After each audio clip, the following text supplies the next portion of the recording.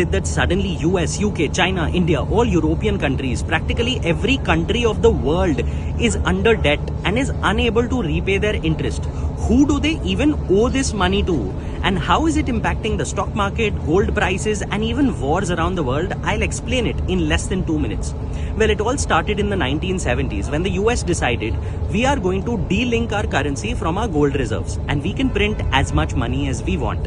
So they started printing a lot more money, which they started spending on infrastructure, growth, bridges, highways. All this money started coming into the hands of people. And what do people do when they get money? They put it in the banks. And what do banks do with that money?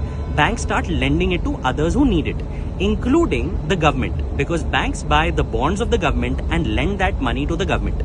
And what does the government do when it gets money? It again spends on growth and infrastructure, which means more money in the hands of people, more money with the banks, more borrowing by the government from the bank. And this cycle has been continuing for the past 5 decades, so much that today all the countries of the world collectively have a debt of $300 trillion.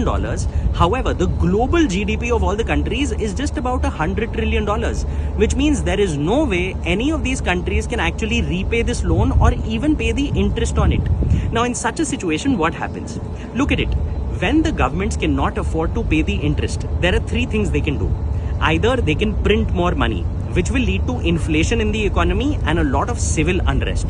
Or they can increase taxes to collect money from the people to pay the interest, which will also lead to civil unrest.